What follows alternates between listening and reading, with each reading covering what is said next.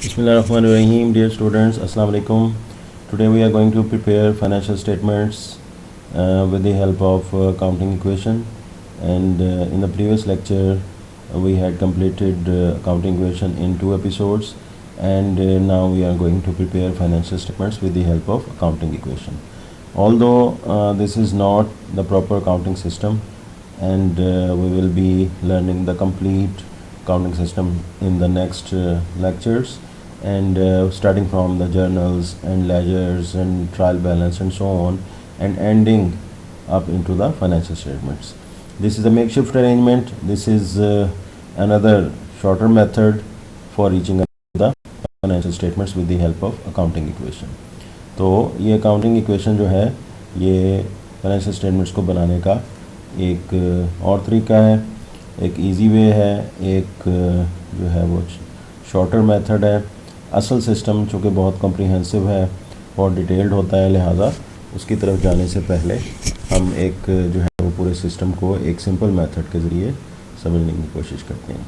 तो इससे पहले कि हम वो फाइनेंशियल स्टेटमेंट्स बनाएं, पहले ये देख लेना बेहतर होगा कि what are financial statements.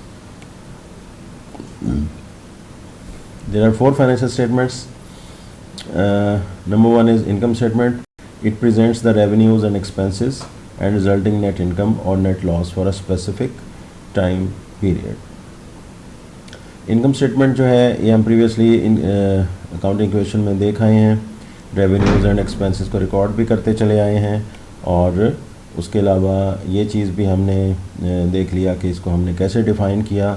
There were 5 elements of the financial statements, जिसमें से एसेट्स, ये आप देख सकते हैं, assets, liabilities and equity, revenues and expenses. These are 5 elements. इनको हमने अच्छे तरीके से डिफ़ाइन भी कर लिया according to international financial reporting standards.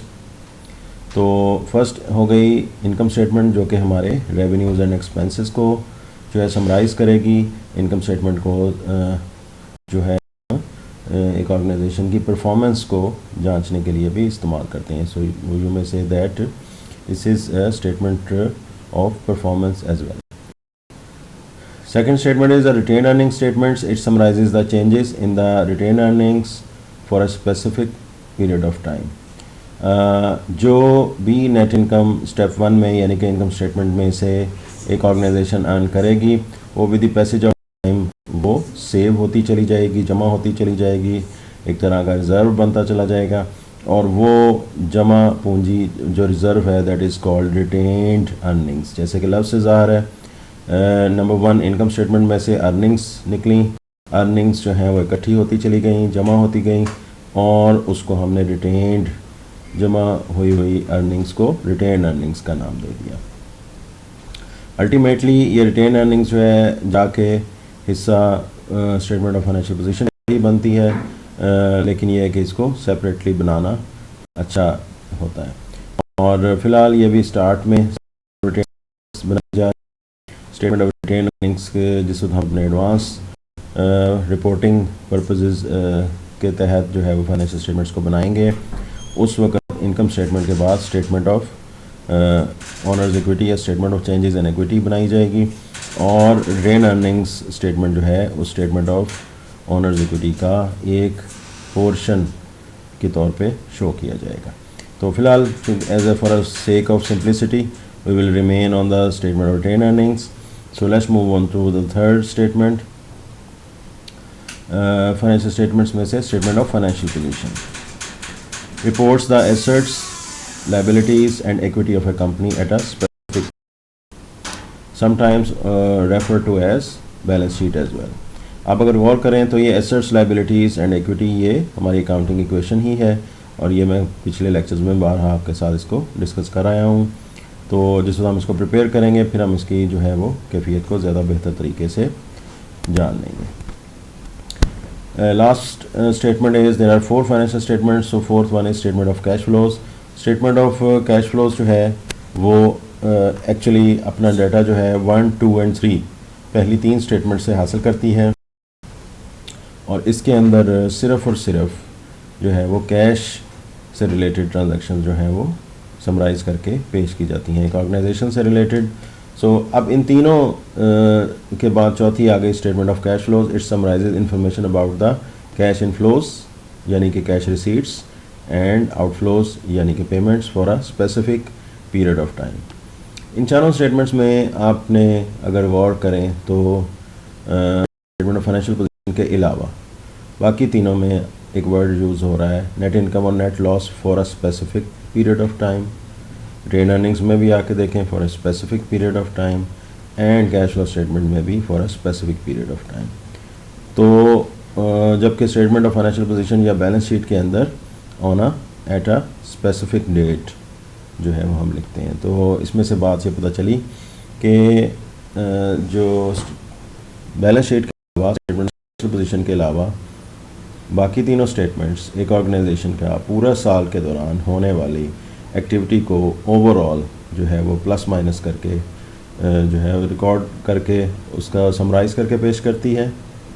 जबकि स्टेटमेंट ऑफ फाइनेंशियल पोजीशन एक ख़ास तारीख को, एक ख़ास डेट को जो बैलेंस है उसके जो है बात करती है. छोटी सी एग्जांपल के साथ फिर मैं एक्सप्लेन करके इसको आगे बढ़ूँगा. फॉर एग्जांपल अगर हम इनकम स्टेटमेंट में बात करें तो रेवेन्यूज एंड एक्सपेंसेस आते हैं. तो for example we are talking about year ending December 31, 2022. So income statement for the year ending December 31, 2022 will include all the revenues, all the expenses happening throughout the year. Revenues of first month till last month.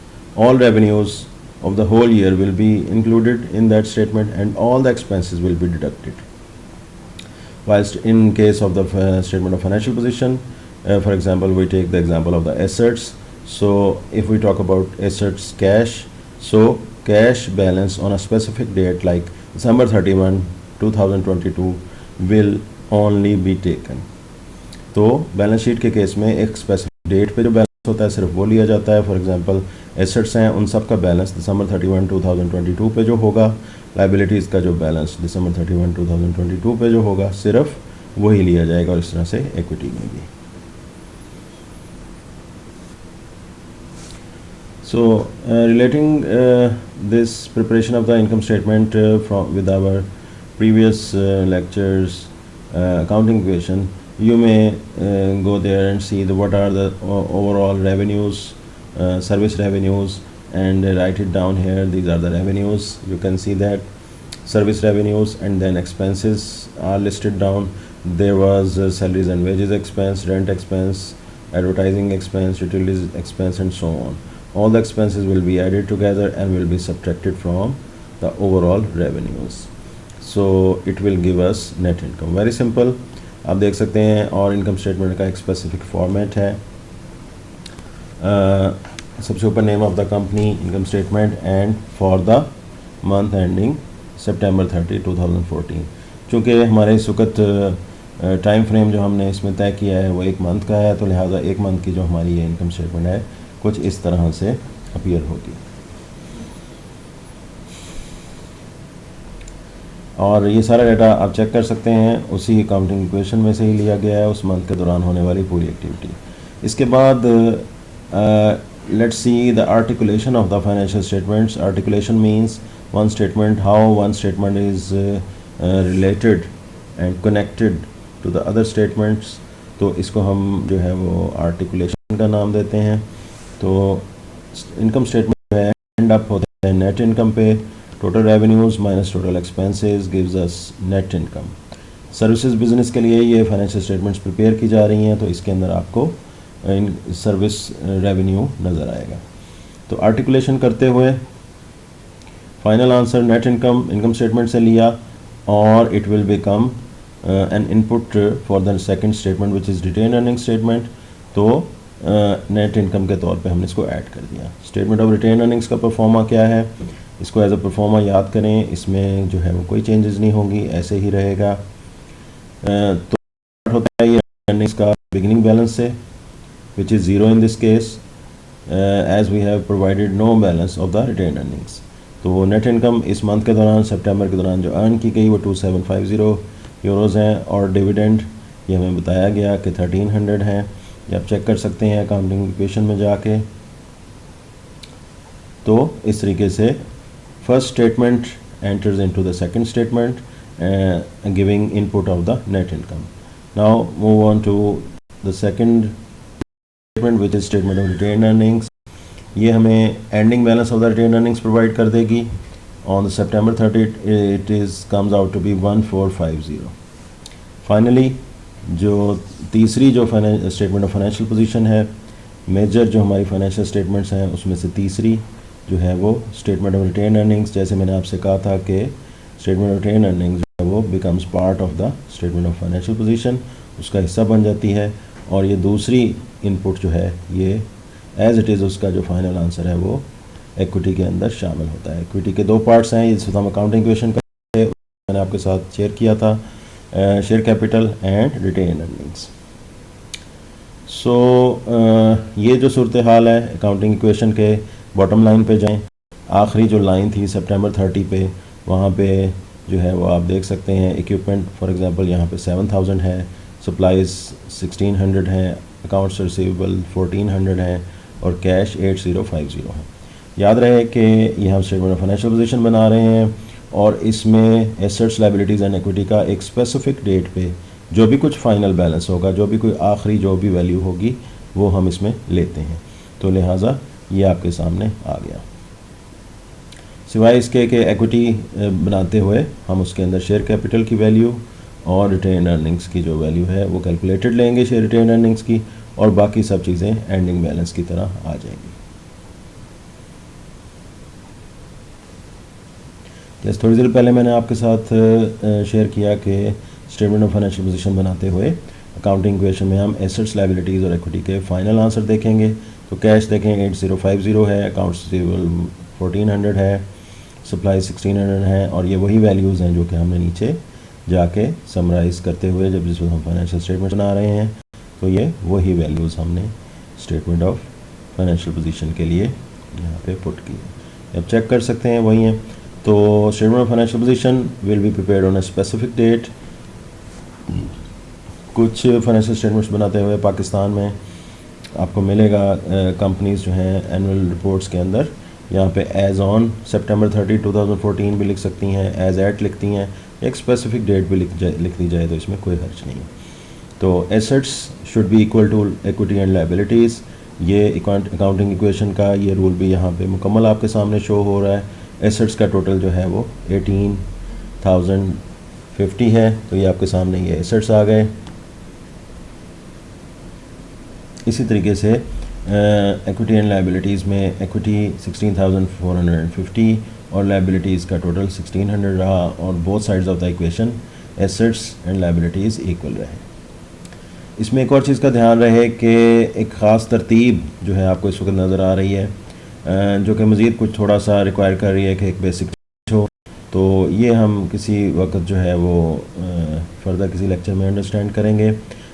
अभी फ़िलहाल के लिए इतना काफ़ी है कि मसलन long term assets या फिक्स एसेट्स या नॉन करंट एसेट्स जो हैं तरतीब में पहले आ रहे हैं, और जैसे जैसे जो है वो हम नीचे की जानिब आ रहे हैं तो ये करंट एसेट्स की जानिब जा रहा है. तो फिक्स एसेट्स यानी कि नॉन करंट एसेट्स सबसे पहले तरतीब में आ रहे हैं और करंट एसेट्स बाद में आ रहे हैं, और ये तरतीब पहल लायबिलिटीज़ और इक्विटी में भी पाई जा रही है.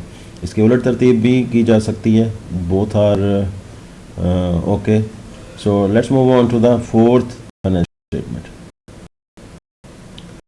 तो इस वक्त हम इसको ज़रा समराइज़ करके देख रहे हैं सभी चीज़ों को, लेकिन ये सब कुछ जो है हमें उसी स्टेटमेंट में से हासिल हुआ है जो कि हमने प्रीवियसली अकाउंटिंग इक्वेशन के तौर पे बनाई थी. तो इसमें fourth financial statement, statement of cash flows, इसके 3 हिस्से होते हैं.